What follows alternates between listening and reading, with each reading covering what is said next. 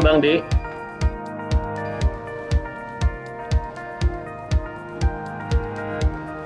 Tetap kembali di webinar sore. Assalamualaikum Bang Dik.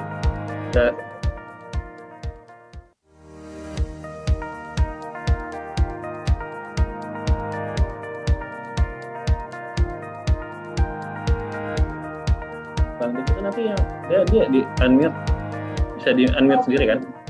Bentar ya. Aman ya. Oh, oke, sip. Waalaikumsalam. Oke, teman-teman, kita update ya.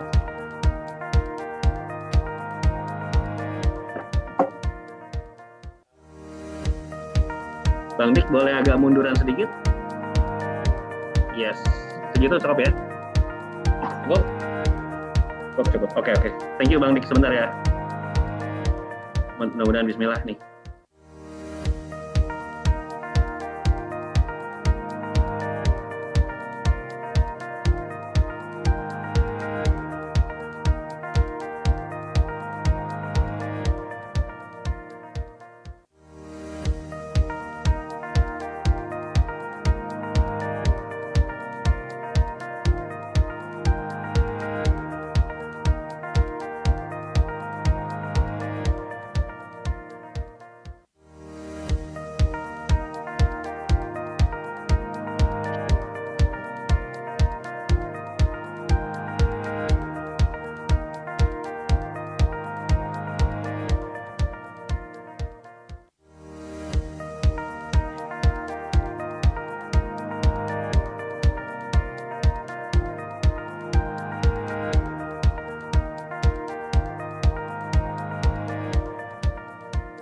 Recording in progress.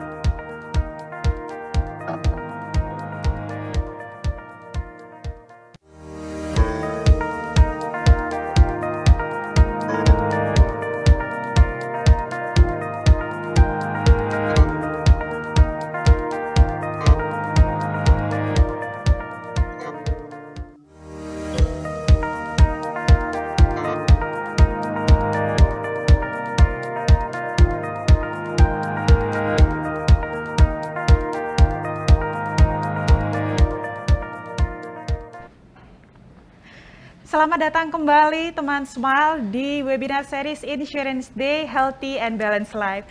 Senang sekali saya Anggia Sari di pagi hari ini ya, karena biar semakin semangat gitu ya, kita menyapanya di selamat pagi.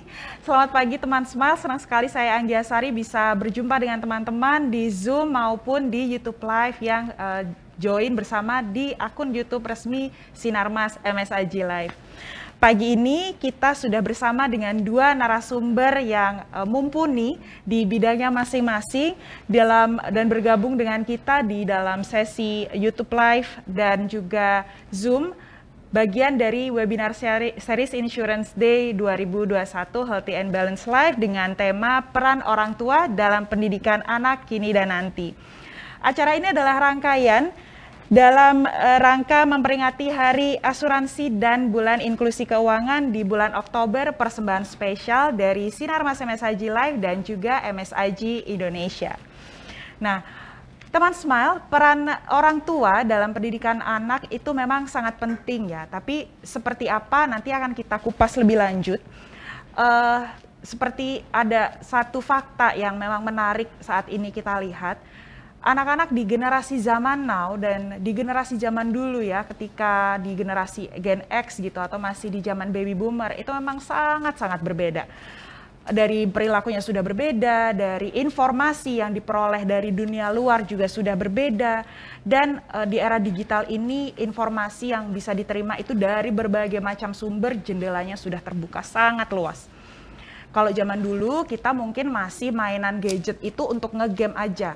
Tapi kalau anak sekarang udah mulai dapat informasi juga dari digital, bahkan sekolah pun juga sudah digital gitu. Jadi sudah susah kalau kita nahan, udah nggak boleh main gadget atau udah nggak bisa dapat informasi, nahan-nahan, sudah susah gitu. Karena memang dunia sudah berubah, dunia sudah bergeser menjadi ke digital gitu. Tapi memang dengan adanya informasi yang mudah didapatkan ini, anak-anak jadi mendapatkan berbagai macam informasi itu juga lebih cepat ya. Akhirnya mereka juga mungkin lebih cerdas, lebih kritis terhadap pertanyaan-pertanyaan, dan mungkin teman-teman Smile yang punya anak atau punya keponakan gitu ya, suka ada pertanyaan-pertanyaan unik gitu ya ditanyakan sama mereka. Di satu sisi ini memang menunjukkan bahwa mereka sudah berpikir kreatif, berpikir kritis, lebih cerdas dibandingkan generasi-generasi sebelumnya.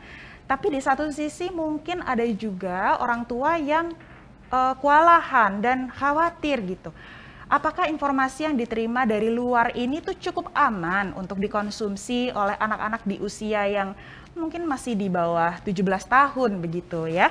Nah, kalau misalnya ada teman Smile yang jadi perennial atau milenial yang sudah menjadi parent gitu ya, kalau misalnya ada kewalahan jawab, terus jawabnya itu baiknya gimana? Kita juga harus mengupgrade diri kita sendiri supaya kita nggak kewalahan dalam menjawab gitu.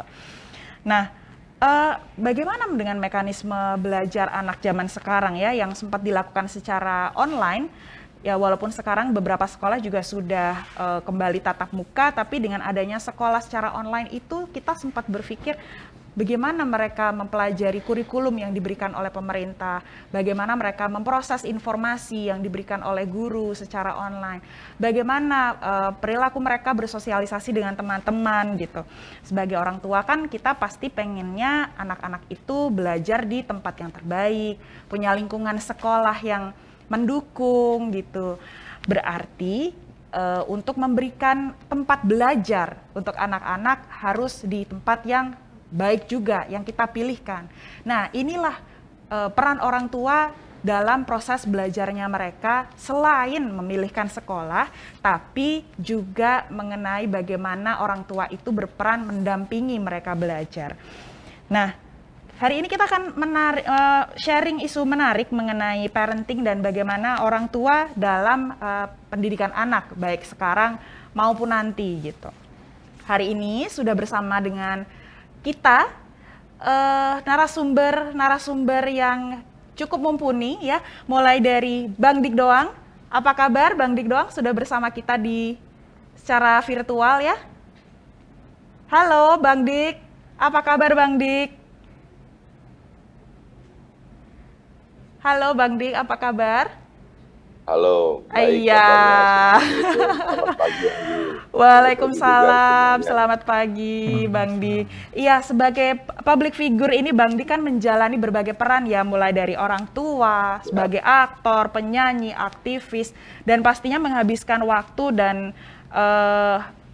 waktu gitu ya untuk keluarga dan juga untuk masyarakat, khususnya untuk anak-anak.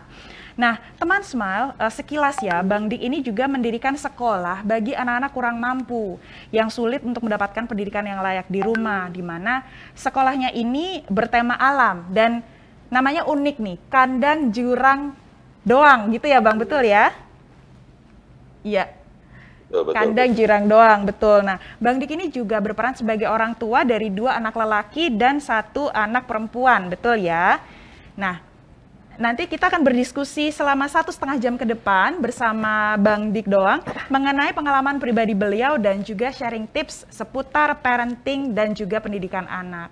Nah, yang tidak kalah seru nih, saya juga ditemani oleh sahabat saya, Mas Wisnu Rizky Pratama dari Product Development and Implementation Sinarmas MSIG Live. Halo Mas Wisnu. Halo Anggi.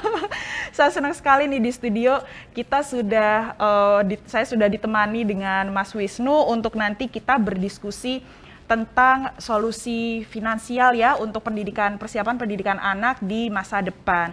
Nah, Mas Wisnu ini juga punya berbagai macam peran, mulai dari anak, orang tua, dan juga khususnya nih ya sebagai punggawanya produk inovatif di Sinarmas MS Haji Live ini. Nah, nanti kita bisa berdiskusi dengan Mas Wisnu mengenai bagaimana sih caranya mempersiapkan finansial untuk dana pendidikan bagi anak-anak kita gitu. Nah, Bun, teman-teman Smile nih yang nanti misalnya di tengah-tengah kita berdiskusi mau ada yang pengen ditanya ini untuk Bang Dik doang atau mau ke Mas Wisnu, boleh langsung di drop di kolom chat di Zoom ataupun di YouTube Live, atau mungkin boleh drop di kolom pertanyaan di Instagram Story @sinarmas_mshaji_live supaya nanti bisa kita sampaikan bersama-sama ke Bang Dik doang ataupun ke Mas Wisnu. Baik, Bang Dik doang, Ya. saya boleh mulai diskusi dengan Bang Dik ya? Bismillah. Ya, nah Bang Dik sebagai penggagas kandang jurang doang nih, apa sih yang awalnya tuh menjadi inspirasi Bang Dik untuk mendirikan yayasan ini yang berfokus ke pendidikan anak-anak? Kenapa ke pendidikan anak-anak gitu? Pasti sebabnya gimana? Ya, kandang jurang doang itu adalah sekolah penyeimbang. Dia adalah tempat bermain. Siapa bilang bermain itu bukan belajar? Main itu sebuah aktivitas yang dilakukan dengan sukacita, dengan passion, dengan gairah, dengan kesukaannya, dengan kecintaannya. Cuma kita tidak tahu ujungnya baik atau buruk. Maka saya di sana bersama dengan yang lain menemani anak-anak yang ada di sini. Dan kenapa saya bilang penyeimbang? Karena saya juga khawatir dan saya tidak harus menyalahkan terus apa yang terjadi. Anak-anak kadang-kadang pulang jam 4 sore. Dulu saya sekolah pulang jam 12, jam 11 sudah pulang. Maka di kandang jurang doang ini sebagai penyeimbang. Jangan hanya belajar-belajar, tapi juga mereka butuh main. Luar biasa. Baik, berarti inspiratif ya untuk membuat sekolah ini. Nah, Bang Dik, kemarin itu kan memang kita sempat ada kasus pandemi yang cukup padat ya. Jadi kita mungkin nggak bisa tatap muka gitu sehingga harus sekolah online. Baik untuk putra-putrinya Bang Dik dan mungkin di kandang jurang sendiri. Boleh diceritain waktu itu prosesnya seperti apa yang dijalankan? Ya, baik. Mohon izin. Sebelumnya kalau Anda pernah ke sini, Anda akan melihat view satu tembok besar di kandang jurang doang. Tulisannya begini. Hidup adalah proses dan proses adalah perubahan. Perubahan itulah yang menandakan kita hidup. Jadi kalau ada orang hidup takut akan perubahan, sesungguhnya dia sudah mati atau dia tetap hidup tapi dalam kemiskinan jiwa dan hati. Apa yang terjadi 2 tahun lalu? Emang anak-anak sudah saya ajarkan tentang apa itu yang namanya perubahan. Nah, perubahan sudah terjadi, tapi keadaan pada umumnya di Nusantara ini, terutama tentang sistem sekolah, dia tidak siap. Ya.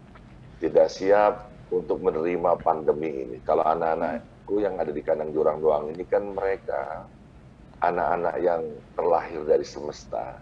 Mereka melihat pepohonan itu, dia yakin dalam ilmu marifat. Setiap rintik hujan yang turun selalu membuat pohon itu tumbuh, dan ketika dia tumbuh satu helainya sudah ada malaikat di situ, 7 dalam setiap helainya, sebagai utusan, sebagai kurir, sebagai sang penyampai. Jadi ini percaya atau nggak percaya ya. Jadi keluarga kami, teman-teman dekat, anak-anak yang lain, saya tanamkan kala itu ya. Saya ingat banget 28 Februari menjelang bulan Rajab, pandemi itu masuk. Kita mandi hujan semuanya di sini. Seru banget. Bukan mandi hujannya yang menjadi ketuhanan kita, tapi dalam setiap rintik hujan yang turun itu, air yang mengalir, air yang ada di dalam gelas. Kalau kita doakan, dia menjadi alat rekam doa yang paling canggih di atas muka bumi ini.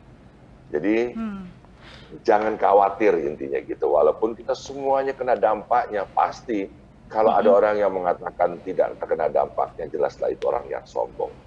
Nah, kita kan secara kebenaran halaman depan rumah kita ini luas sekali. Jadi kita masih bisa bergerak di masa pandemi. Gitu.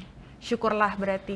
Nah, berarti tadi kan disebutkan sempat memang ada dampak ya, yang nggak mungkin nggak ada dampaknya gitu. Nah, kalau untuk Bang Dik doang sendiri dengan anak-anak, baik anak sendiri maupun adik-adik di kandang jurang doang, dampak paling besar yang dirasakan itu apa, Bang? Ya kan main tadi aku bilang sebagai lokomotif utama anak-anak. Jangan kau cabut masa bermain anak-anakmu dengan cepat. Karena kelak kau akan menemukan anakmu yang dewasa tapi kekanak-kanakan. Saat mereka harusnya bermain, mereka kan harus lockdown. Jadi bayangin ada proses yang terluka dalam perjalanannya. Iya, Kan iya. bagi saya mendidik anak itu adalah momen ya. Momen itu ruang dan waktu presisi. Di mana 1 sampai 7 tahun adalah usia bermain, bermain dan bermain. Jadi dosa juga orang tua kepada anak-anaknya itu menyekolahkan anaknya di TK, PAUD, playgroup kalau semangatnya harus belajar. Nah, tapi kalau dia bermain sambil belajar tentu berbeda.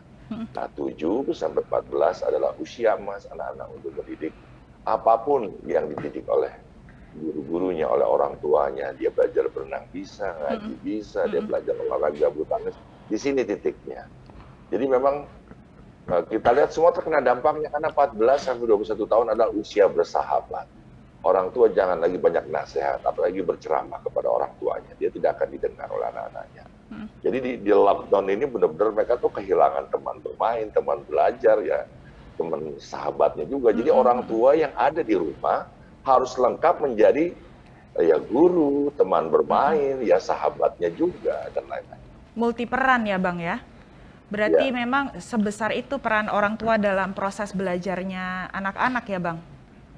Ya, dalam apa ya, filsafat pendidikan Islam yang saya pelajari, kalau anak kita mau hebat ya, apapun agamamu ya, saya secara kebenaran agamanya agama Islam. Kalau dia ingin jadi anak soleh, maka orang tuanya harus soleh dan soleha. Guru-gurunya harus soleh dan soleha. Yang dimakannya harus halal toiban, lingkungannya harus yang baik gitu loh. Jadi ini penting semuanya harus ikut berperan. Jangan sampai menyerahkan ke sekolah, terus sekolah diibaratin bengkel, ya nggak mungkin. Iya, iya, betul-betul. Menarik sekali sih ya memang. Well, namanya orang tua itu nggak bisa kalau ya kita mengasuh, tapi terus habis itu anaknya ya udah diasuh sehari-hari dan Nggak bisa. belajar nggak bisa gitu. Tetap harus butuh pendampingan dalam kegiatan sehari-hari, betul begitu ya Bang ya? Ya, sangat harus begitu. Iya, nah boleh nggak Bang di-share pelajaran yang paling utama yang harus diterapkan oleh orang tua dalam proses pendidikan anak itu apa? Yang paling wajib? Adab ya, adab ya. Adab dulu baru ilmu. Iblis itu punya ilmu tapi nggak punya adab. Jadi ketika kemarin pandemi, kita harus belajar di rumah melalui Zoom. Yang fatal adalah pelajaran sekolah dimasukin ke dalam rumah. Itu fatal. Buat saya itu kelihatan pendidikan kita tidak siap. Dalam beberapa bulan itu tidak menyiapkan metode. Contohnya kayak gimana? Dan ya sekarang misalkan anak-anak bangun tidur, ibunya lagi beres-beres, lagi nyapu lah. Ma, susu, kan gitu. Kan nyuruh aja gitu kan. Kan bisa kita sebagai orang tua yang laki yang melihat, mendengar itu semua. Nah, sapa dulu ibu kamu. Selamat pagi ibu. Assalamualaikum, ibu lagi apa? Lagi nyapu. Bu, aku pengen deh bantuin, tapi aku masih males deh Bu, aku minta susu dulu, gitu ya. Jadi kita sama-sama tahu lah bahwa pandemi ini adalah pelajaran. Iya. Tidak ada ikhtiar yang lebih baik di saat pandemi memperbaiki ibadah kita, gitu ya. Jadi hal-hal itu kayaknya yang banyak terlewati dalam dunia pendidikan kita, gitu. Adab dulu, baru ilmu. Sekarang ini kan kita bingung, guru-guru kan pada bingung sebenarnya apa ya sih yang mesti dipelajarin lagi. Anak-anak sudah menyentuh YouTube, memegang HP-nya dalam genggaman.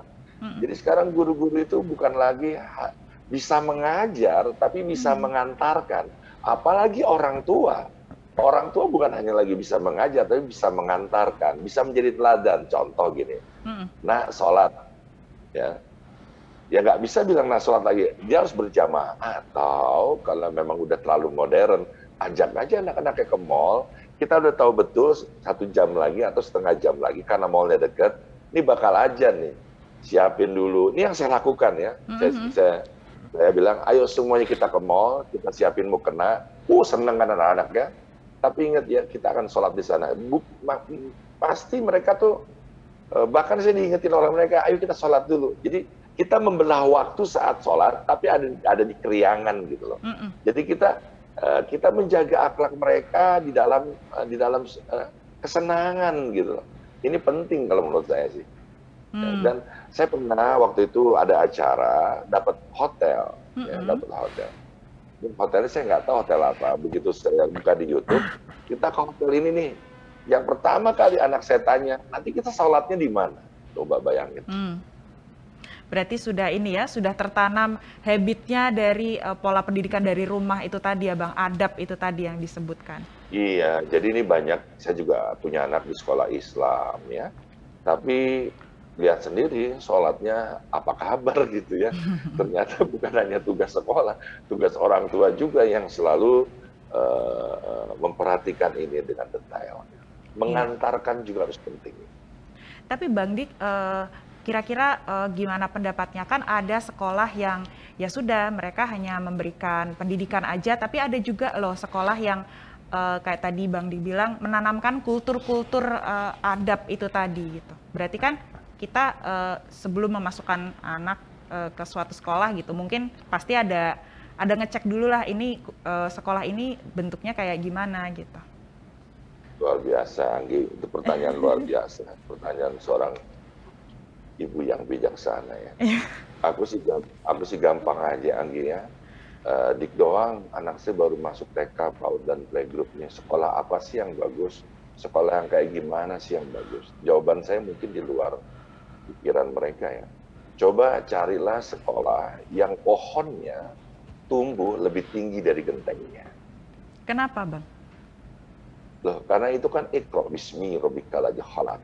Kita melihat orang. Faktanya apa? Kalau dia ngomong cinta-cinta tapi dia tidak menanam pohon cinta di halaman depan sekolahnya. Apa kabar dengan cinta yang ada di hatinya? Jadi itu namanya taman kanak-kanak. Kita semua tujuannya ke surga. Surga itu jannah taman yang indah. Sekarang yang ada adalah figura-figura pameran, piala-piala di dalam lemari, di halaman depan rumah. Begitu kita mendaftar, ngelihat bahwa ini sekolahnya prestasinya luar biasa. Wah, anak-anak jangan disuruh mengejar piala-piala itu seusia seperti itu. Belum waktunya dia. Banyak sekali penyanyi-penyanyi cilik kita yang dulunya terkenal sekarang nggak tahu mesti ngapain. Ya. Jadi ada prosesnya. Kita ini sholat, kita sedekah. Ada yang ke gereja, ada yang ke kuil. Ada yang berbuat baik, ada yang ngerjain wajib dan sunnah. Tapi kerjanya hanya khawatir kepada anak-anak itu, aku rasa nggak paham aku ibadahnya seperti apa. Iya. Baiklah. Nah, berarti kan kita pertama kita juga harus berarti ya benchmarking ya, ngelihat nih sekolah ini dia mengajarkan hanya mengajarkan apa yang ada di buku saja atau mengajarkan cinta kayak yang tadi Bang Dik sampaikan gitu. Tapi ketika mohon maaf Bang, ini ada beberapa kondisi keluarga yang mungkin ada keterbatasan dalam memilih sekolah itu tadi. Mungkin ternyata sekolah yang kayaknya, oh ya ini sekolahnya ini testimoni dari orang tua yang menyekolahkan anaknya di situ, ini guru-gurunya penuh cinta, mengajarkan adab, mendidik gitu. Cuman harganya dari segi ekonomi mungkin sedikit lebih tinggi atau gimana. Itu kan itu tidak semua orang tua punya privilege menyekolahkan anaknya di tempat yang seperti itu gitu. Ya, sekali lagi sahabat semua, bapak-bapak ibu yang paling tahu tentang anakmu adalah anakmu sendiri. Ya, jadi saya ini hanyalah sudut pandang yang menambahkan sudut pandangmu sehingga kau pulang mendengar Dik doang berbicara jadi menjadi jarak pandang. Ya. Kalau sudut pandang begini, jarak pandang begini. Baik. Ya, sekali lagi yang membuat anak-anak kita cerdas itu bukan sekolah kok, tapi Tuhannya dia. Ya, saya menyebutnya Allah Al-Alim yang maha berpengetahuan. Jadi saya selalu, karena ini yang ditanya saya, berikan saya waktu luang untuk mengucapin. Jadi yang paling penting wal fajar wal asri wal duha, tentang waktu. Saya tidak mau menghabiskan anak saya ke sekolah waktunya begitu panjang. 2 jam perjalanan atau sejam perjalanan, coba kalau dikalikan.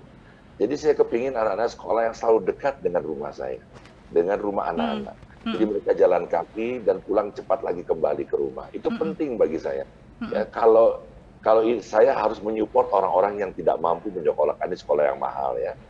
Jadi nggak usah khawatir tentang itu ya, karena banyak anak-anak yang terlahir, mohon izin, kita tidak harus mengabaikan yang lain. Ada orang tukang beca ya, tapi anaknya sekarang bersama Sri Mulyani, saya juga pernah berjumpa dengan orangnya. Dia membanggakan sekali. Apa coba yang kita mau bicarakan dari sekolah? Apa perannya sekolah kala itu? Mungkin sekali lagi doa orang tua, guru-guru yang tulus dalam mengajar, ya, apa yang dikerjakan oleh bapaknya seorang petani yang ikhlas, yang dimakannya sebutir padi itu mengalir menjadi keberkahan. Itu aku rasa banyak peran-peran dalam kehidupan kita ini sehingga anak kita tidak mendewakan, tidak membuat berhala-berhala yang namanya sekolah internasional, sekolah negeri. Maaf ya, seperti UI, UGM, gitu. Kalau mereka masuk itu ya tidak apa-apa, tapi kasih spirit juga bahwa bukan karena itu. Gitu. Oh iya, betul. Paham. Ya sekarang coba, sekarang Agi sudah lihat sendiri ya, petugas karyawan tol udah nggak ada, karyawan di parkir udah nggak ada, semuanya serba mesin. Digital. Ya, saya pergi ke salah satu swalayan, pabriknya swalayan, tempat menyimpan barang-barang swalayan. Ada jalan sebentar ada 9.000 pabrik karyawan pabrik sepatu tutup. Gak lama lagi 6.000 pakaian. Sebentar lagi 3.000. Itu baru di Balaraja ya, di salah satu sudut aja Balaraja. Sekarang jelaslah bahwa tadi yang sudah dibicarakan di depan, saya mendengar Anggi berbicara, memang sekarang sudah pendidikan, cara pola pikir kita sudah harus bermigrasi besar-besaran ke dunia maya, ke dunia digital. Maka kita harus bisa menangkap itu. Ini belum ditanya ya, nunggu ditanya. Gak apa-apa Bang Dik, kalau misalnya udah mau langsung diceritain gimana proses ininya, konversi dari perbedaan dulu ketika di pendidikan yang masih konvensional gitu ya, tatap muka, terus sekarang beralih ke digital gitu, seperti apa? Boleh diceritain Bang? Ya, aku rasa ilmu-ilmu hikmah itu sudah harus dikemukakan lah oleh guru-guru lah. Misalkan datang ke sekolah, ayo apa hari ini yang viral? Kita bicarakan yang baiknya dan yang buruknya. Kenapa itu bisa terjadi? Ya, terus itu bukan lagi sesuatu yang tabu, dan yang lainnya misalkan mengenali kode-kode digital. Mungkin Mbak Anggi atau Mas Wisnu nggak bisa menggambar ya, tapi ada aplikasi yang menuntun kita jadi bisa menggambar. Lalu kita mengenali aplikasi itu dan kita bisa menerima job, padahal kita nggak bisa menggambar. Nah jadi itu penting ya, penting bagi dunia sekarang tuh udah nggak bisa ditawar-tawar lagi.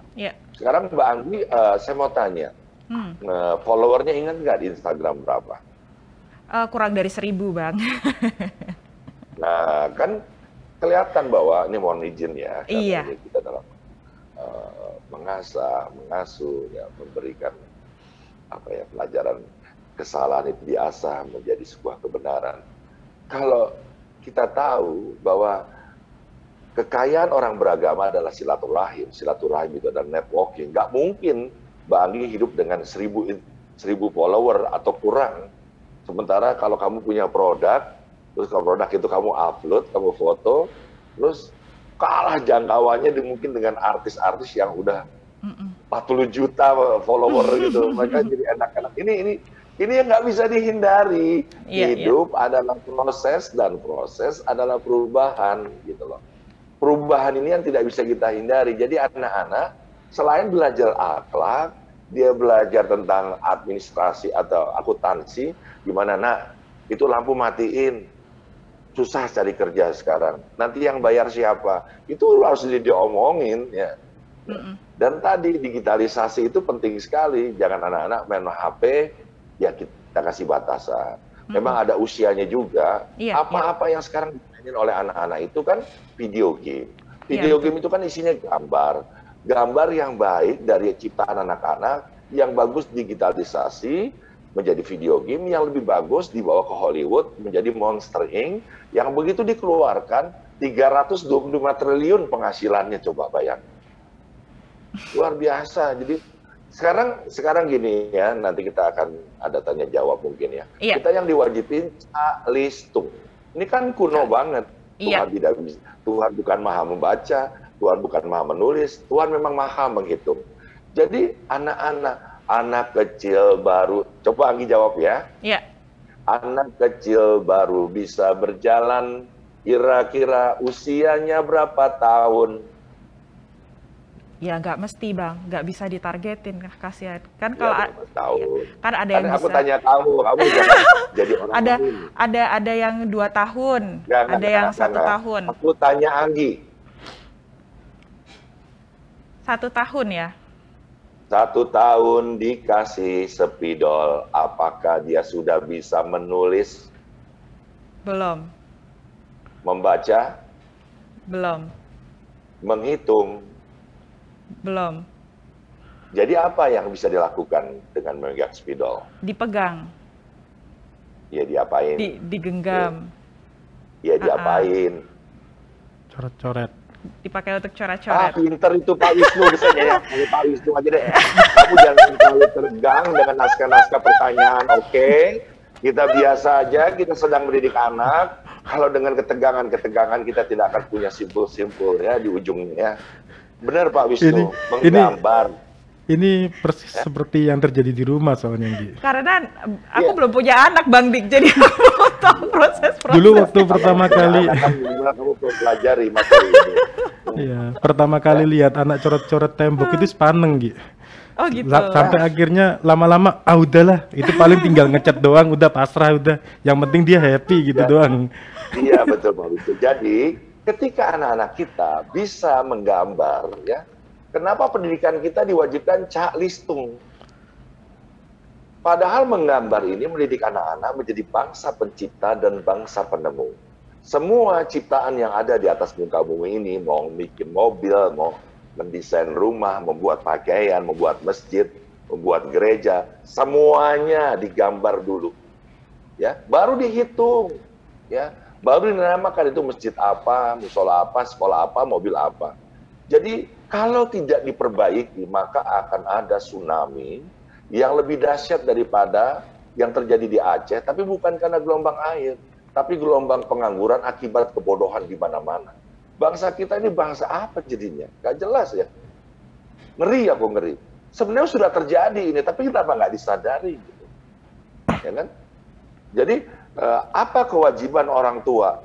Dia gajinya berapapun, sekuat tenaga belilah kertas, 1 rim harganya 65.000, terus isinya 500 lembar, kasih bolpen, dia selalu menggambar di depannya. Kalau nggak ada ya dia megang gadget. Ini yang terjadi. Sekarang kita tanya semua kepada yang hadir di sini. Apakah sudah melakukan itu? Apakah mereka menyiapkan lampu penerang 60 watt yang tidak panas sehingga Anda bisa stay? Ini alhamdulillah apa yang saya ungkapkan ini bukan karena pengetahuan saya, tapi apa yang saya lakukan itu. Jadi anak-anak tidak akan pernah menangis minta apa. Biasa-biasa saja. Aman hidup kita. Iya, baiklah. Bang Dik, terima kasih ya. Berarti kan memang namanya tadi yang Bang Dik cerita, mulai dari anak-anak tuh nggak boleh terlalu terlalu ini nggak boleh terlalu dilarang gitu ya. Biarkan dia berkreasi Ini sesuai saya apa yang dia. sebagai orang tua kayak refleksi, Gi. Gimana tuh Mas? Ya kayak ngelihat, wah iya ya, Bener bener nih, juga. bener juga itu. Karena itu yang sedang saya hadapi sehari-hari gitu kan, setiap harinya. Gak apa-apa, jadi kita disuruh ikro memang. Kalau kita melihat coretan-coretan di dinding di rumah, apalagi di sekolah, itu karena tidak ada ruang kreatif. Maka mereka ada di tembok-tembok, di flyover dan lain-lain. Nggak ada ruang-ruang publik yang benar-benar memfasilitasi anak-anak. Kita harus menangkap itu. Memang ruang publik itu harus ada. Simple kok, simple. Nanti kita akan menyesal karena gini ya, Anggi tidak bisa menggambar ya. Anggi tidak bisa menghitung lah. Anggi bisa main dengan kalkulator selesai. Tapi kalau Anda mungkin kaku dalam menggambar, sulit juga kalau menggambar seumur Anggi sekarang baru belajar ya. Iya. Intinya gini, ada disiplin ilmu yang tidak bisa dipelajari ketika dia sudah besar. Main klarinet, main gitar, kalau Pak Wisnu andaikan tidak bisa, Dikasih gitar pun nggak akan pernah dia pegang-pegang sama dia. Begitu. Bener banget. Jadi kita harus tahu apa yang harus kita lakukan. Belajar musik itu bukan belajar mereka harus jadi anak band. Belajar musik itu belajar irama, belajar tempo, belajar di mana dia tidak harus bicara terus, kapan-kapan dia mendengarkan, kapan dia bersamaan, menjadi suara satu, suara dua, suara tiga. Jadi dia tahu irama tempo kehidupan, jadi harmonis sekali orangnya. Jadi intinya, pendidikan itu adalah keseimbangan. Keseimbangan itu akan melahirkan leluasa dalam bergerak. Leluasa dalam bergerak itu akan melahirkan kewajaran, anak-anak yang wajar. Ya, jadi Pak Wisnu leluasa dalam bergerak, dia bisa main sama yang di bawah, bisa main dengan usia yang sebaya, sama orang tua juga tidak terlalu minder. Begitu juga Anggi, begitu juga saya. Jadi indah sekali.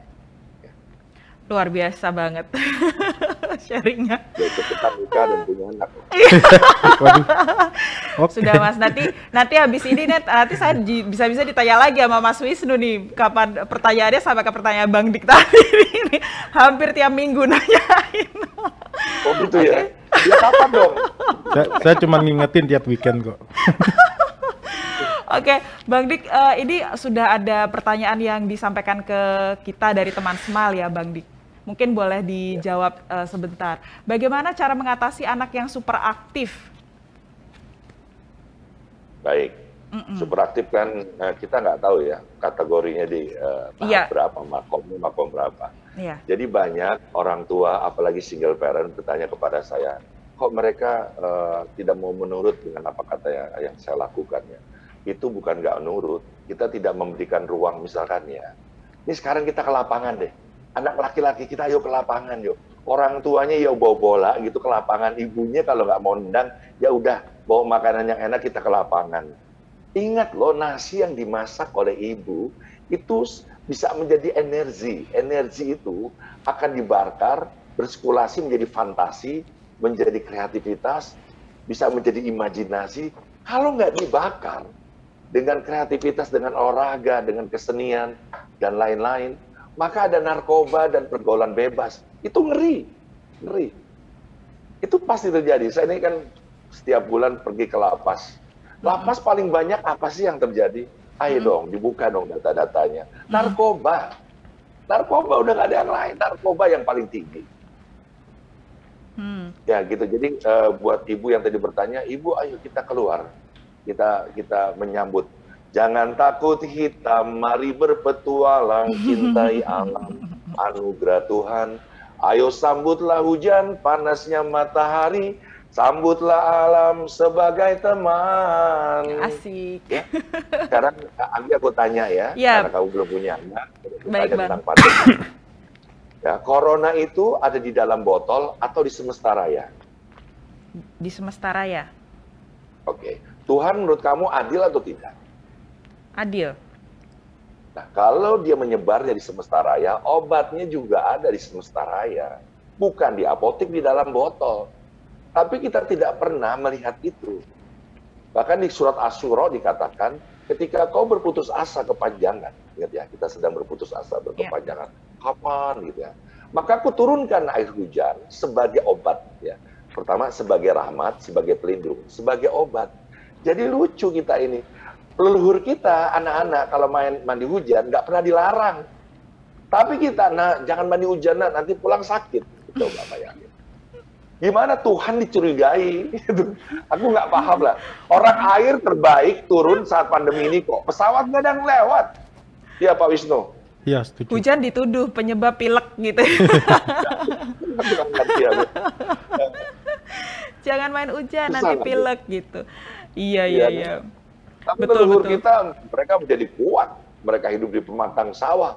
Dia tahu cahayanya dari Allah, air yang mengalir air Allah, tanahnya yang ditanami air Allah, semuanya milik. Jadi mereka kuat. Makanya jangan heran kalau anak-anak petani yang ikhlas itu, ikhlas ya, catatannya ikhlas ya, sekolahnya. Ingat loh Ciputra ya, Ciputra itu dia itu 12 tahun SD ya, kelas 1 12 tahun. Tapi bisa menjadi seperti itu apa? Dari orang tua yang bekerja dengan ikhlas, itu rapotnya gitu loh. Iya. Jadi rapot itu bukan Nah, melulu rapot kita apa ini yang anak-anak kita. angka, iya betul. Rapot itu bukan melulu angka yang ada di raport, buku Ini raport gitu ya. Orang tua yang hebat tuh bisa menyekolahkan di Oxford, di sekolah-sekolah terbaik di Amerika, di UK. Ya bukan. Tapi anak-anak yang hidupnya 17 tahun saja sudah tidak membebani orang tuanya karena dia sudah menafkahi paling tidak dirinya sendiri. Gitu kan. Iya.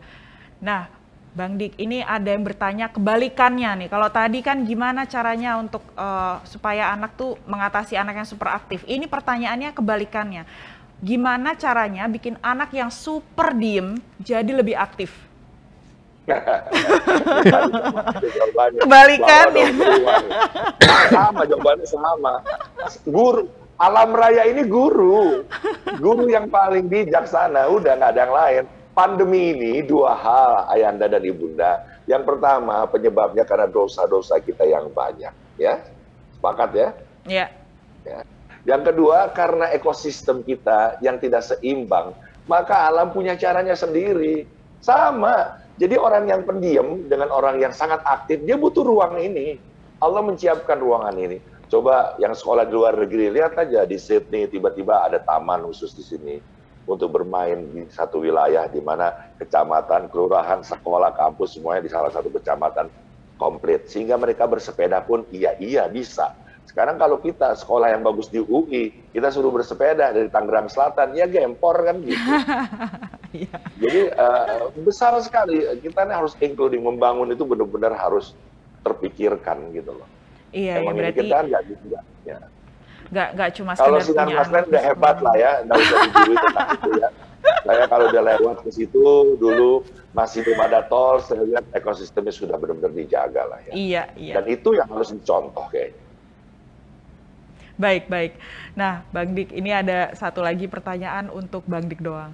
Bang, mohon nasihatnya. Saat ini banyak sosok ibu yang juga berperan sebagai pencari nafkah atau bekerja atau working mom kalau kita sebut sekarang ya.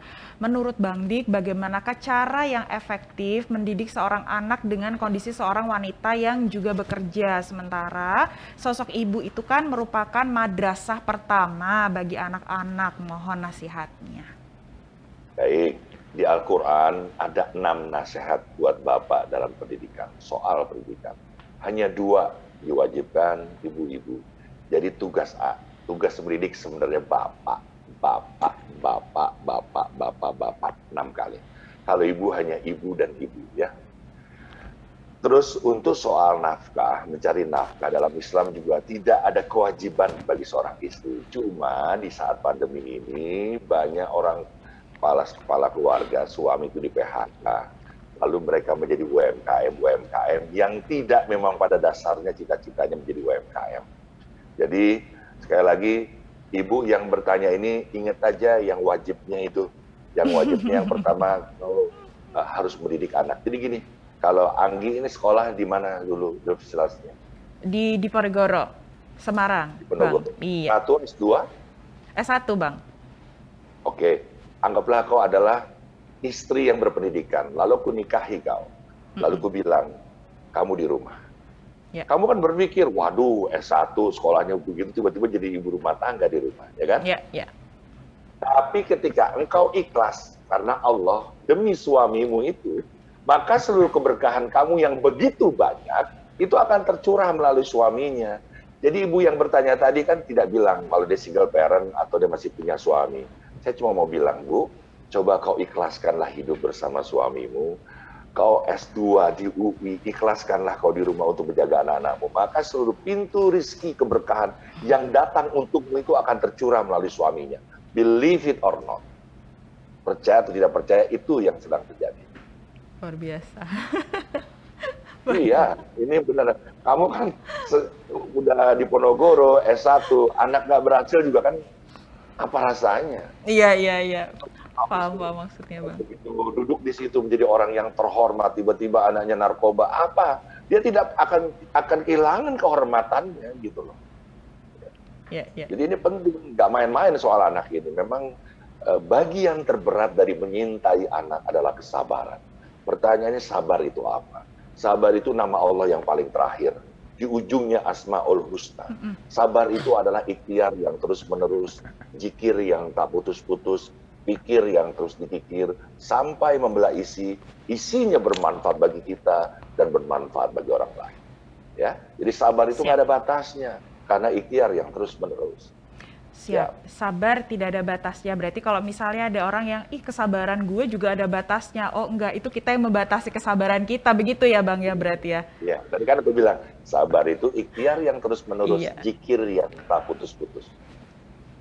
Siap. Nah, tambah satu lagi nih Bang. Masih ada pertanyaan nih kayaknya banyak banget teman Smile yang benar-benar seneng gitu dan semangat dengar nasihat dan advice-nya dari Bang Dik ya. Ini ada yang bertanya dari Medan, Bang. Kita udah sampai di Medan nih.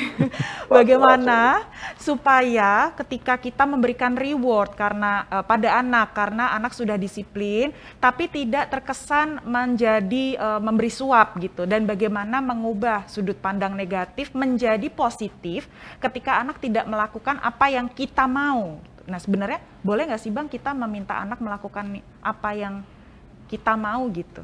Padahal maksudnya kan mendisiplinkan gitu ya. Ya, tapi jangan sampai seperti Khalil Gibran mengatakan anakmu bukanlah sayap-sayap yang patah. Ketika kamu gagal menjadi dokter, diharuskan dia menjadi dokter. Kalau memang dia ada passion untuk menjadi dokter, ya tidak masalah. Yang jadi masalah ketika dia ingin tidak menjadi dokter, itu jadi masalah. Pokoknya intinya adalah soal reward, soal penghargaan tadi. Hidup itu bukan soal menang dan kalah ya. Tapi hidup itu tentang bagaimana kita siap untuk berkompetisi. Gitu. Jadi kalau ada kakak sama adik, ini siapa yang merapikan kamar akan dapat permen misalkan gitu. Nah kita tidak akan pernah melihat adik itu harus dimaklumi. Ada yang namanya kompetisi gitu, karena di luar sana orang tidak akan kelihatan lagi jalan itu yatim, itu piatu, itu adiknya sana, enggak gitu. Orang tetap naik bis, naik trans harus bayar, naik kereta harus tetap diperiksa dulu, di podcast dulu dan lain-lain. Jadi jangan ada pemakluman, karena sekolah itu tempat mengasah, dan mengasah itu juga ada di rumah dimulai gitu loh. Iya. Jadi nah itu penting buat aku untuk ya di satu sisi kan tadi pertanyaannya memang lagi menyengaja, seperti saya menyengaja anak-anak ke mall, melintas waktu sholat, begitu ajar berkumandang sudah ada di mall, kita sholat bareng-bareng kan, sengaja semuanya. Dunia ini kayak sinetron gitu, berbagi tugas. Mah kalau aku marah kamu jangan marah ya mah. Jadi udah diomongin, jangan aku marah kamu marah, nanti dia lari sama pacarnya kan gitu. Baik.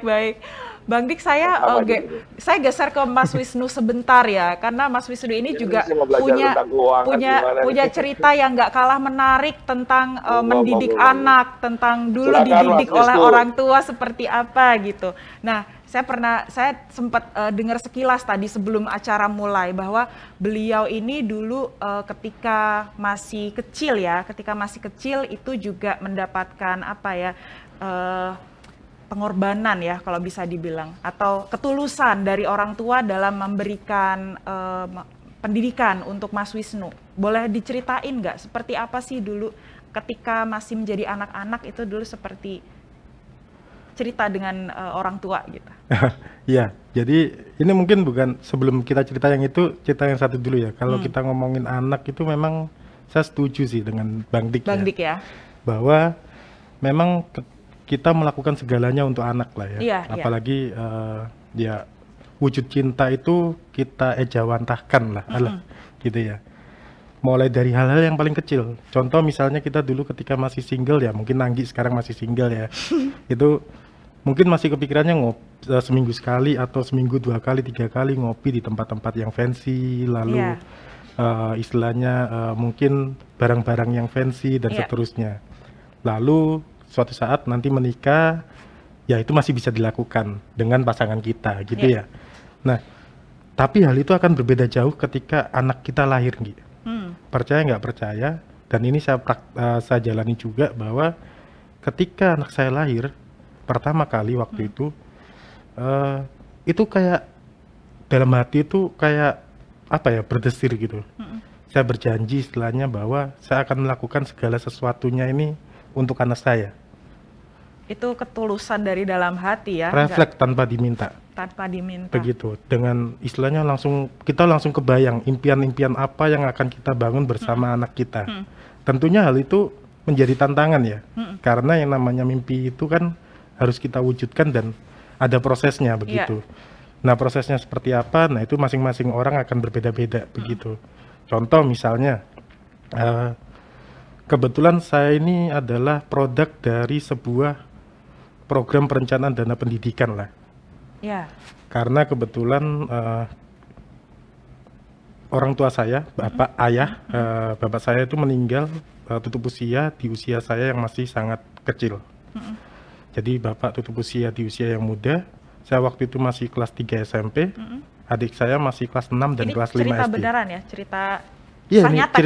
Kisah nyata saya ini. Jadi waktu itu kebetulan bapak saya ASN ya, aparatur sipil negara.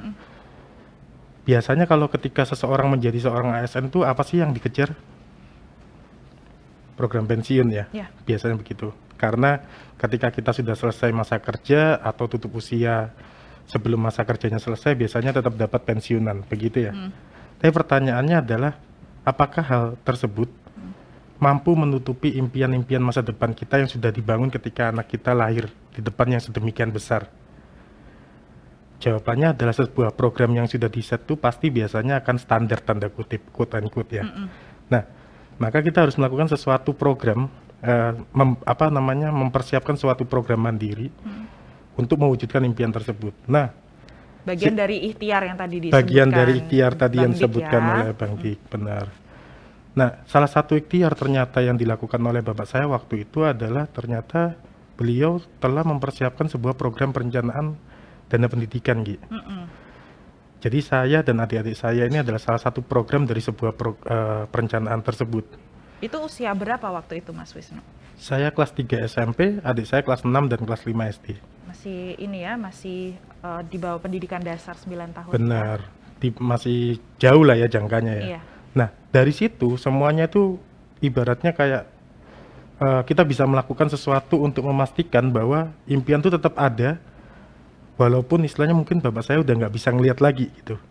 Impian itu tetap bisa terwujud, begitu. Salah satunya adalah ya kalau bapak saya, setiap orang tua pasti ngomongnya gini ya, nak kamu besok harus jadi lebih segalanya daripada bapak sama ibu. Tadi Bang Dik udah ngomong bahwa Anggi lulusan di Diponegoro, pasti singkat cerita pasti punya pikiran bahwa anak kamu minimal misalnya harus misalnya di atasnya Diponegoro, tapi nggak seharusnya begitu ya. Karena sekarang zaman udah berubah ya. Iya, betul. Zaman udah berubah. Nah, sama. Itu yang sekarang kita berusaha praktekkan sama saya dan istri saya di rumah. Anak boleh jadi apa aja lah. Yang penting adalah life skill-nya sekarang. Karena kebutuhannya berubah. Begitu, Nggi. Nah, jadi apapun itu singkat cerita bahwa kita harus mempersiapkan sedini mungkin sih. Karena apa? Resiko itu kita nggak tahu ke depannya seperti apa. Oke, jadi kalau dihubungkan dengan apa yang disampaikan oleh Bang Dik tadi, intinya kita tuh sebagai orang tua, kita embracing the nature, embracing anak kita sendiri gitu ya, mau dia punya mimpi apa, punya keinginan apa, ada kelemahan, kekurangan, kita embrace, jangan terlalu dikekang gitu. Benar banget. Kalau kita ngomongin sekarang itu kadang kan anak kecil-kecil ya suruh sekolah, tadi Bang Dik udah ngomong gitu ya. Percaya nggak, anak saya 3 tahun disuruh berhenti main, bisa protes loh. Karena lagi seneng-senengnya bermain tadi yang Bang Dik sampaikan ya, memang umurnya ya masih di usia yang suka bermain. Ayah, abang kan masih mau main, kenapa harus pulang? Protes. Jawab apa kira-kira kalau kayak gitu? Ya kita sebaiknya nggak bilang jangan ya. Lalu? Ya kita lakukan, ya udah ayo lanjut main, tapi ya gitu kan ya. Yuk main di dalam rumah gitu kan ya. Ajak aja temennya masuk dalam rumah kan gitu kan. Iya. Ya itu adalah sebuah mungkin yang kita nggak temuin pada masa yang lalu gitu ya. Iya. Nah, maka strategi-strategi itu kita kayak atur ulang lah. Karena saya juga setuju dengan Bang Dik bahwa kalau mengutip kalimatnya Pak Renald Kasali ya, yang abadi di dunia ini hanyalah sebuah perubahan itu sendiri. Sama ya, tadi yang disampaikan Bang Dik juga. Benar. Jadi Kalau kita nggak berubah ya mati istilahnya. Betul. Maka kita harus bisa menempatkan diri kita, kira-kira sekarang yang lagi tren ini apa, lalu kita lihat, kita sortir, kita saring, mana yang bagus kita ambil, kita praktekin, lalu kita kayak ATM lah ya. Ya, amati, tiru, modifikasi. Begitu. Nah, Mas Wisnu tadi itu kan sudah cerita ada Mas Wisnu menjadi bagian dari produk perencanaan finansial. Mas Wisnu melakukan hal yang sama kah ke anak? Untuk apa nih misalnya? Merencanakan perencanaan keuangan. Perencanaan pendidikan. Ya pastinya ya, karena tadi ketika anak lahir kita sudah berjanji bahwa kita akan melakukan segala macamnya itu untuk anak, maka kita lakukan apapun yang bisa kita lakukan. Salah satunya adalah menyiapkan sebuah program perencanaan dana pendidikan. Nah, tapi kita juga harus tahu bahwa pilihan itu banyak di luaran sana. Kalau mungkin kita pernah dengar kalau ngomongin skupnya tabungan pendidikan, apa sih bedanya tabungan pendidikan dengan asuransi pendidikan? Tentu adalah dua hal yang berbeda. Kan sama-sama buat nyiapin dana pendidikan. Nah, ada perbedaannya tapi Nggi. Nah, nanti kita diskusi lah. Ya itu apa namanya, kira-kira apa sih bedanya. Begitu. Karena kalau tabungan pendidikan itu biasanya ya kita nabung. Kita menyisihkan dana, lalu kita tabung dalam sebuah wadah. Nah, dari situ nanti kita berharap hasilnya itu kita gunakan di masa yang akan datang. Pertanyaannya, kalau terjadi risiko sama seperti yang terjadi pada orang tua saya, apa yang harus kita lakukan biasanya? Pasti biasanya tabungan itu akan kita ambil untuk kebutuhan mendesak, lalu tabungannya tidak berlanjut lagi, ya kan ya? Aset betul. Kita jual, impian-impian yang sudah kita setting di awal itu akhirnya seringkali tidak tercapai dan seterusnya. Pertanyaannya, rela nggak terjadi seperti itu? Ya, kita namanya, saya yakin ya setiap orang tua pastikan inginnya apa yang dicita-citakan oleh anaknya pasti dikabulkan. Benar. Pasti pengennya kan gitu. Seperti dulu orang tua saya cerita sedikit.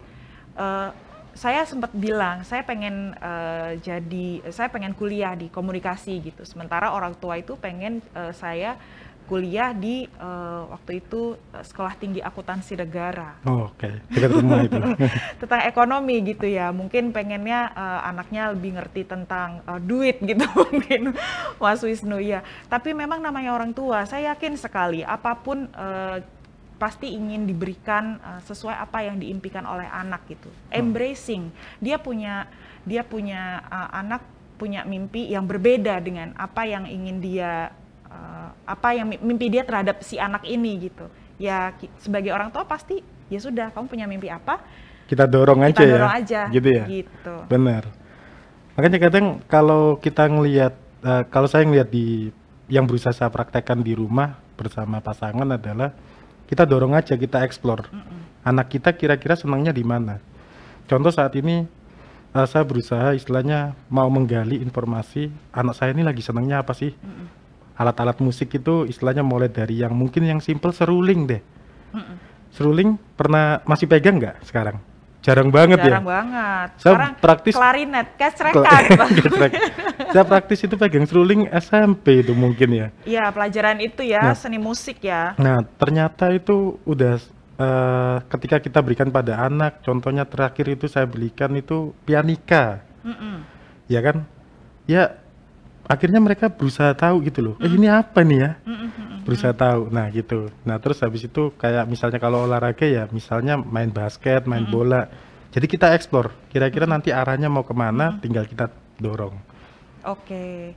Nah, tadi kan sempat disampaikan tuh Mas Wisnu, ada namanya nyiapin dana pendidikan itu instrumennya kan ada beberapa macam ya. Ada yang tabungan pendidikan, tadi udah disebutin Mas Wisnu, ada asuransi pendidikan. Emang bedanya apa sih? Kalau ini kita pengen informasikan, mungkin ada teman-teman Smile yang tadi sempat disampaikan nih, emang bedanya apa? Karena ada yang orang tua yang udah nyiapin, tapi gue nyiapinnya tabungan pendidikan. Jujur dulu orang tua saya nyiapinnya tabungan pendidikan gitu. Cuman sekarang kita udah banyak informasi yang disampaikan, ternyata ada juga loh produk asuransi pendidikan gitu. Bedanya apa? Ya, kalau ngomong tabungan itu kan berarti mungkin media-media yang istilahnya sudah banyak berkembang di masyarakat. Misalnya kayak tabungan rencana pendidikan, berjangka gitu kan, terus habis itu misalnya bisa jadi emas kayak gitu kan ya. Masyarakat pada waktu itu kan sering pegang emas, mungkin sampai sekarang istilahnya. Nah dari situ istilahnya keuntungannya apa sih ya? Kalau tabungan kan pasti ada imbal hasilnya ya, begitu. Ada imbal hasilnya, dan biasanya yang namanya tabungan itu sifatnya fix begitu, tetap pasti dapat begitu. Kalau emas ya tergantung harga emasnya, atau mungkin nabung di instrumen yang lain. Ada misalnya kalau dana pendidikan jangka pendek itu nabungnya biasanya ibu-ibu arisan gitu. Arisan. Gitu ya, setahun dari gitu ya. Dari berbagai macam komunitas ya. Nah benar, begitu. Nah kalau bedanya sama asuransi pendidikan apa ya? Yang namanya asuransi ya ada perlindungannya. Bedanya itu sih. Jadi kalau ngomongin asuransi pendidikan itu ya sama seperti kita menyisihkan dana untuk tujuan pendidikan di masa yang akan datang, tapi kita lindungin bonusnya. Begitu. Nah, untuk programnya sendiri juga macam-macam. Jadi kita punya beberapa program istilahnya yang mulai dari yang sifatnya pasti kayak program dana pendidikan kayak zaman saya dulu masih kecil. Jadi kayak SD keluar, SMP keluar, SMA dan seterusnya, atau mungkin program perencanaan dana kuliah yang saat ini banyak berkembang. Dan biasanya itu sifatnya kita sebutnya unit link gitu. Begitu. Oke. Nah, ini mumpung disebut unit link nih Mas Wisnu. Ada teman Smile yang sudah mengirimkan pesan di Instagram kita. Jadi kemarin kita sudah posting ya pre-event ya. Ada yang bertanya dari myname_hands untuk asuransi pendidikan anak yang tadi disebutkan Mas Wisnu. Pilihan yang tepat itu tradisional, asuransi tradisional atau asuransi unit link? Persis nih sekali tadi yang Mas Wisnu sebutin nih. Ada yang mau disampaikan ke teman-teman Smile yang nonton kita sekarang? Jadi menarik ya, kalau ngomongin tradisional atau unit link itu tergantung dari sudut pandang kita melihatnya. Kalau sahabat-sahabat Smile ini suka sesuatu yang pasti, maka jawabannya adalah asuransi pendidikan tradisional. Karena yang namanya tradisional itu biasanya sifatnya pasti. Kayak produk-produk pada tempo yang lalu, SD-nya keluar, SMP-nya keluar, sampai istilahnya kuliah keluar, lalu pertanggungan berakhir, kontraknya berakhir. Kalau unit link itu kan ibaratnya kayak investasi plus asuransinya, begitu. Nah, saya punya cerita menarik nih mengenai konsep kapal layar, Ngi. Mengapa kita perlu consider untuk memiliki sebuah program asuransi pendidikan dibanding dengan sebuah tabungan pendidikan biasa. Gitu. Jadi biasanya kalau kita ngomongin impian masa depan itu kan tergantung dari bagaimana cara kita memilih strateginya, lalu kepastian terhadap hasilnya, dan kecepatannya untuk mengejar impian tersebut ya Gia. Tujuan akhir ya. Tujuan akhirnya. Nah, semua itu akan tergantung pada bagaimana desain kapal kita itu buat, begitu.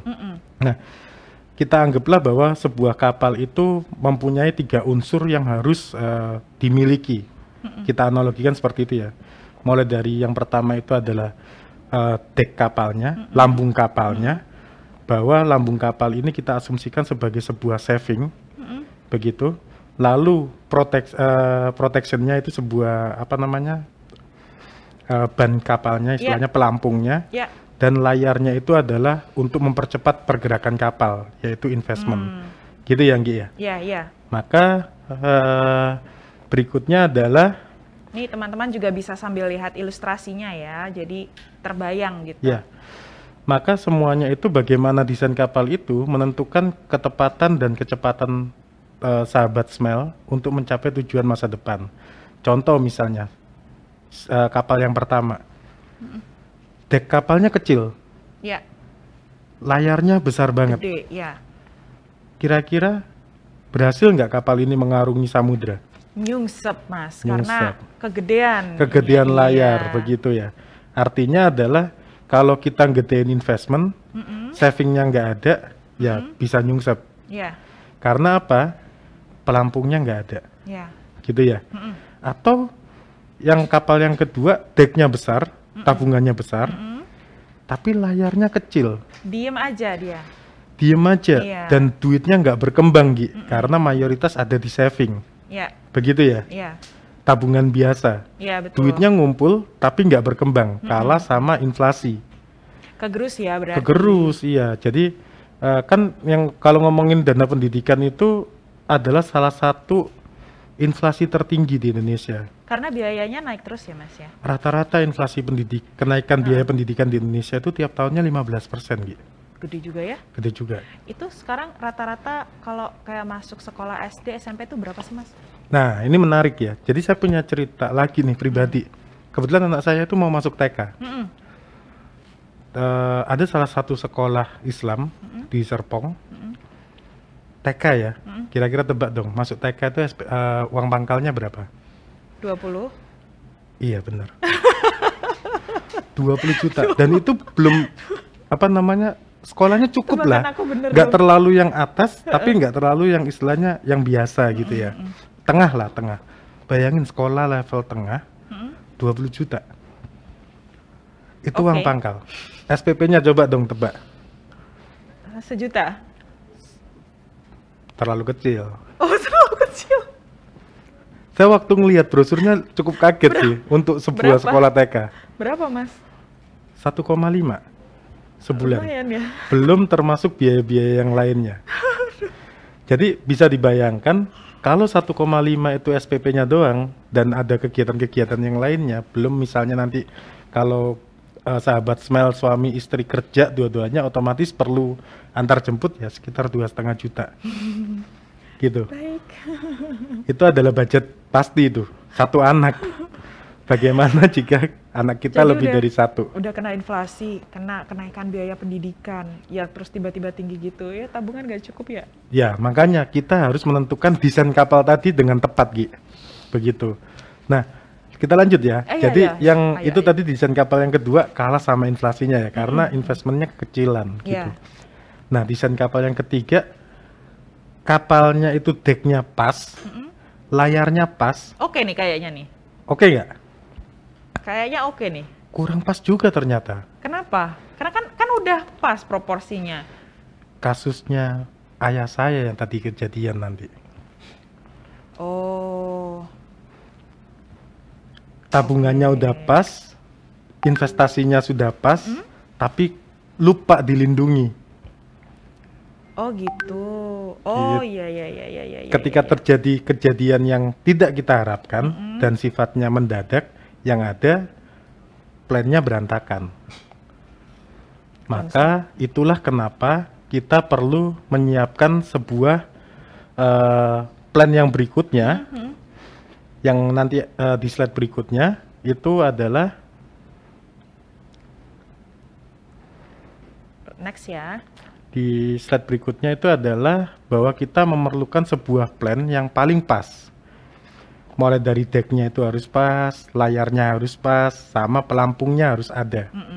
Karena ini akan menjamin kapal kita sampai ke tujuan, Gi. Perlindungannya yang digambarkan dengan ban ini ya? Perlindungannya digambarkan dengan ban. Contohnya adalah yang tadi kasusnya yang terjadi di saya. Bayangkan kalau pada waktu itu ternyata orang tua saya, ayah saya tidak mempersiapkan sebuah program tersebut. Dari usia saya 3 SMP sampai adik saya 6 SD itu kan sampai berhasil produktif, usia produktif kan masih panjang. Begitu. Jadi banyak yang naik kapal itu saat ini tuh tanpa pelampung, Gi. Masyarakat itu sangat mengerti bagaimana ngumpulin duit, bagaimana bekerja, bagaimana berinvestasi. Mereka fasih lah. Tapi tidak punya asuransi pendidikan, tidak punya pelindungnya. Itu yang bahaya. Nah, di sini kita ngajak sahabat-sahabat Smile untuk menyiapkan satu strategi tambahan yang bisa kita lakukan untuk melindungi rencana-rencana yang sudah kita lakukan tadi. Begitu. Oke, jadi kalau menyambung dari yang Bang Dik tadi ya, sebagai orang tua kita juga ada keikhlasan, kita ada ikhtiar, kita mendidik anak kita itu supaya beradab, punya sikap, tapi juga tetap smart, cerdas, plus kalau misalnya kita mau menyekolahkan mereka, siap juga ikhtiarnya untuk merencanakan finansialnya. Merencanakan gitu ya. finansialnya. dengan pas ya. Iya, nah, betul. ini ada sebuah contoh lah ya, profil Iya. atau ilustrasi. Iya. Contohnya misalnya Bapak Budiman ya. Usianya misalnya 35 tahun, yang punya anak 3 tahun misalnya. Membeli sebuah program dari Sinarmas ya. Yang memiliki fitur perlindungan perencanaan dana pendidikan gitu. Jadi yang kita sisihkan itu cukup sebesar 2 juta per bulan, atau kalau per hari itu berarti sekitar 60 ribuan, 66 ribu.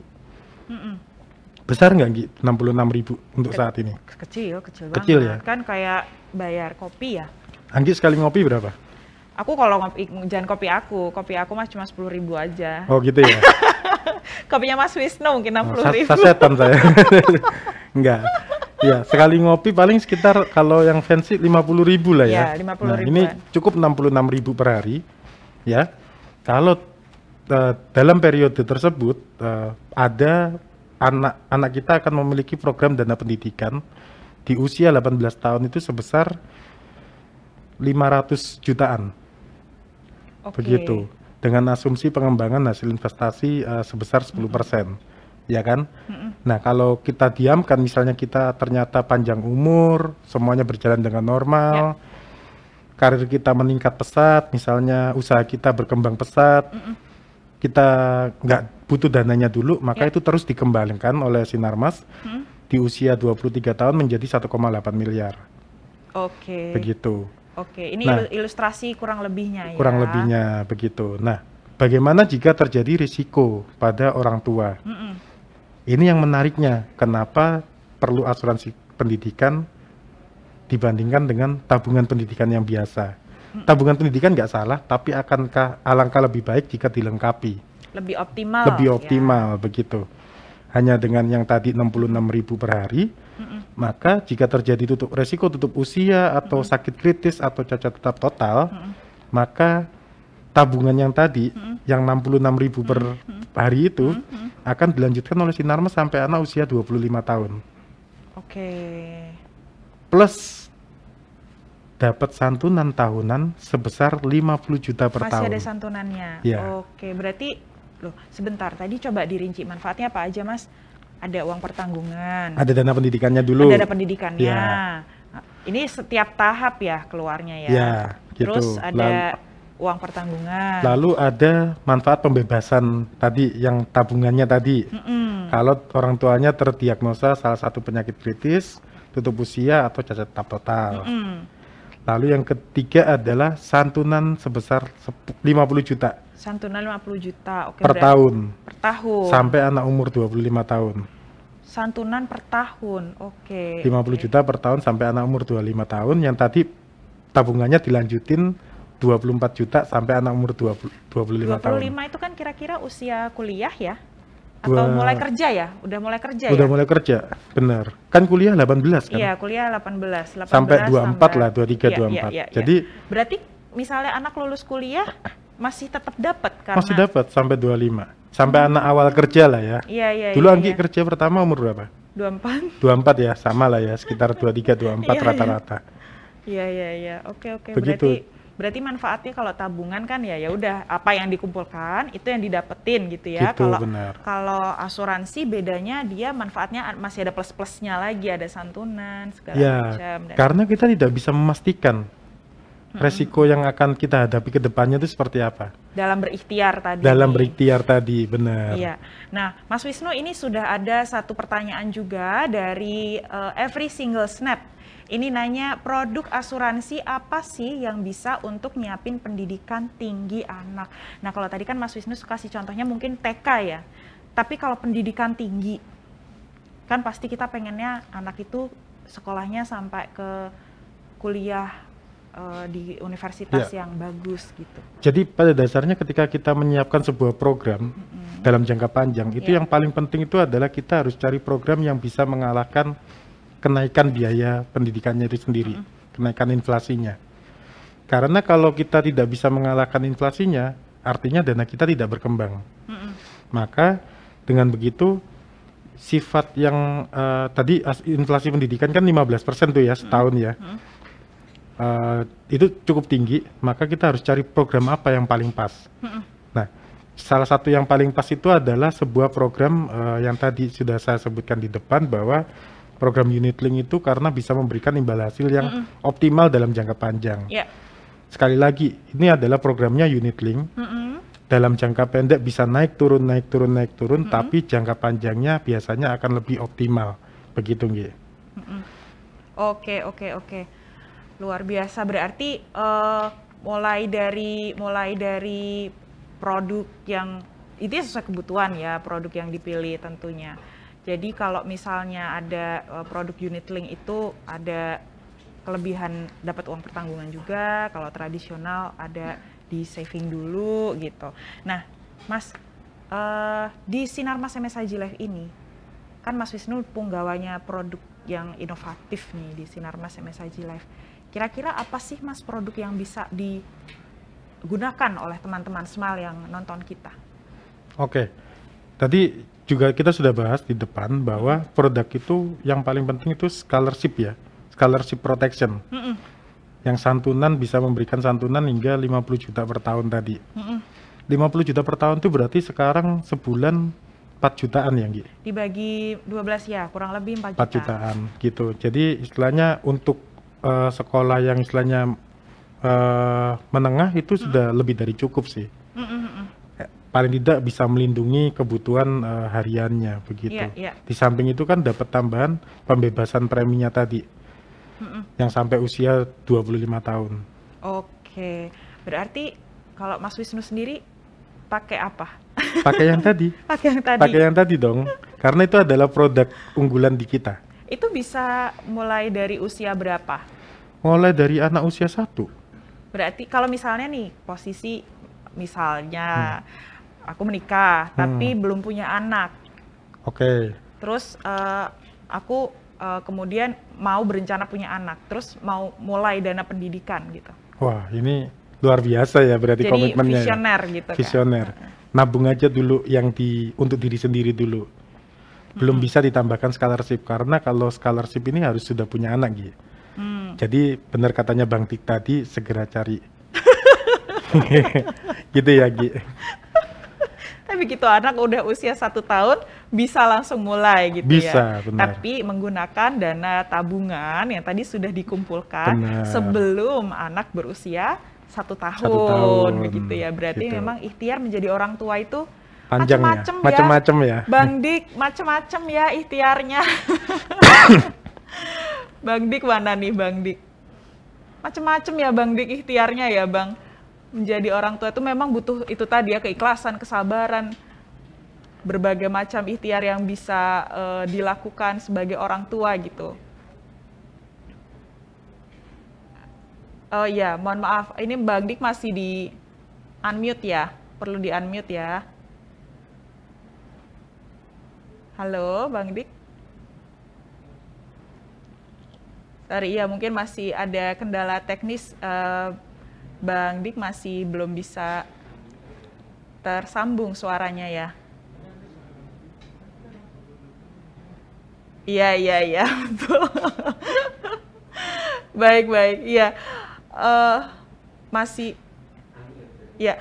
Baik, berarti memang betul tadi menyambungkan dari yang Bang Dik sampaikan, memang menjadi orang tua itu harus ikhlas, harus sabar, harus ada ikhtiarnya.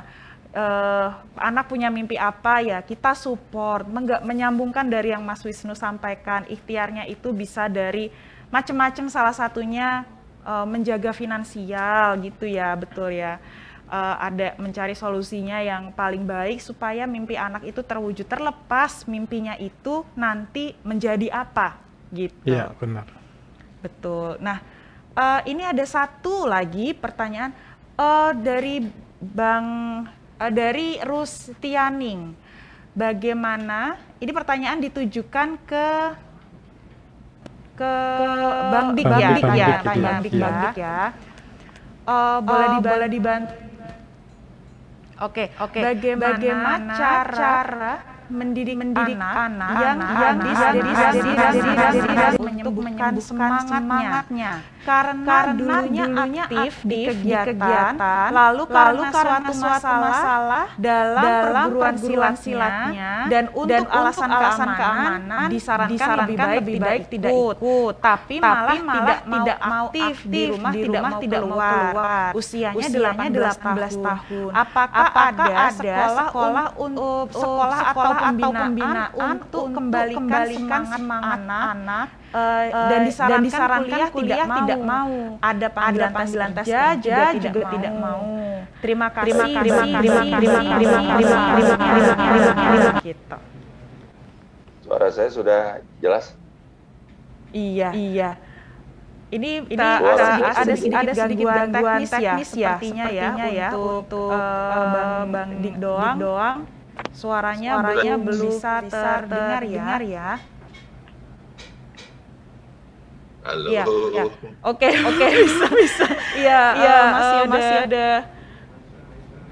masih ada isu teknis nih teman-teman Smile. Mungkin kita bisa hold dulu sebentar ya Bang Dik ya, sementara isu teknis diperbaiki.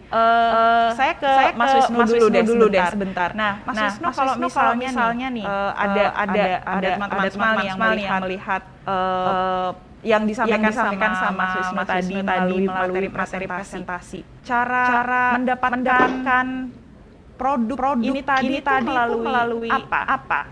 Ya, melalui bangka atau? Ya. Oke. Untuk produk ini dijual di kanal agency dan bank assurance. Berarti melalui ini ya, tenaga pemasar ya. Oke, berarti bisa langsung tenaga pemasar atau kalaupun misalnya mau tanya-tanya dulu sebetulnya bisa juga sih Mas. Tadi saya sudah dapat titipan dari teman-teman yang di belakang tadi menyampaikan bahwa untuk mendapatkan informasi mengenai produk Sinarmas MSIG Live ini bisa diperoleh melalui DM di Instagram @Sinarmas MSIG Live atau di email CS Sinarmas MSIG Live gitu. Nah, ini mohon maaf, ini suaranya Bang Dik sudah terdengarkah? Sudah. Oke. Baik, mohon maaf. Ya, Bang Dik, silakan dijawab. 21 tahun dia masih main game. Ya itu tadi, kita tidak menjaga keseimbangan anak-anak kita tumbuh dengan semestinya sesuai dengan prosesnya. Jadi ketika masa bermainnya dirampas, maka dia akan menagih dikala dia waktu di SMA. Di SMA masih senang video game. Nah itu bukan kesalahan melulu anaknya, tapi juga kesalahan kita dalam memanage pertumbuhan dia gitu. Itu aja sih Bu. Saya juga ikut silat, saya pernah juara DKI, saya tahu banget silat itu apa. Silat itu kita tentunya belajar bela diri, tapi lebih memantangkan kita kepada memiliki jati diri, sehingga kita bisa mengendalikan emosi kita, sampai-sampai saya juga punya kata-kata, saya tidak akan marah kecuali diludahi sampai berdarah, itulah kira-kira. Ya, baik. Terima kasih Bang Dik atas jawabannya. Mohon maaf tadi memang di kami ada permasalahan teknis audio, makanya saya nggak dengar suaranya Bang Dik tadi. Mungkin Anggi harus atas jawabannya. Iya. Baik Bang Dik. Harus segera nikah dulu biar nggak halu.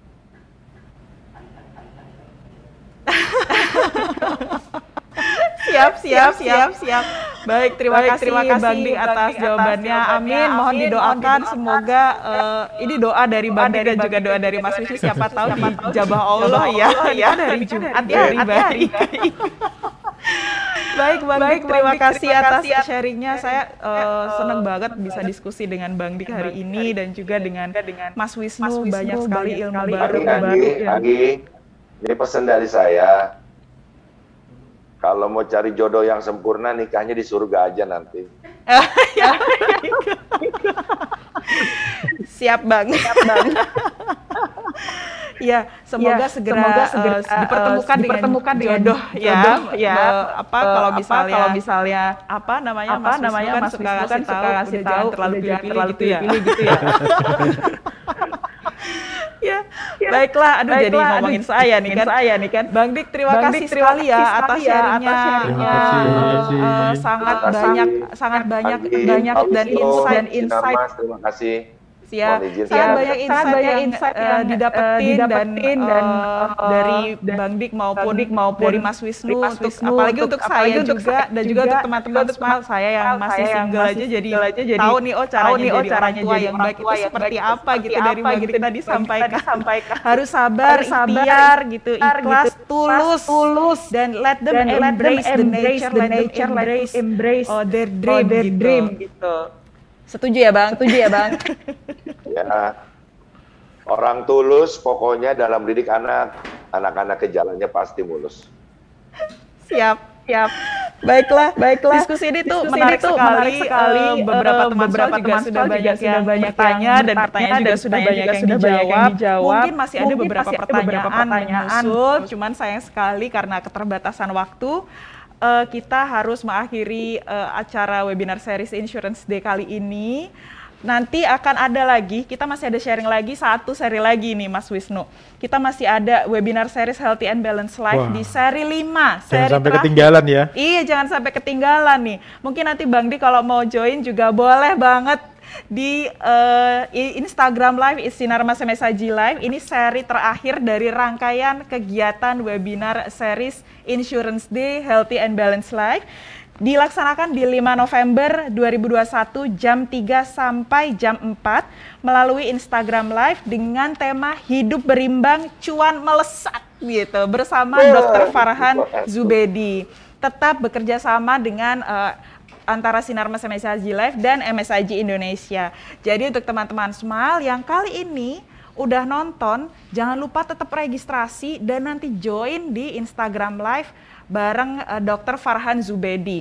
Nah, teman-teman tadi yang sudah bertanya, nanti akan ada hadiah untuk pertanyaan terpilih dan akan diumumkan melalui Instagram Sinar Mas MSIG Live.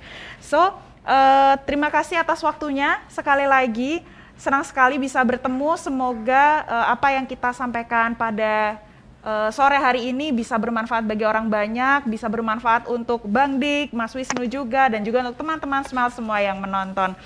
So, terima kasih sekali lagi. Sampai jumpa. Don't miss it. Thank you for joining and have a great smile. Goodbye.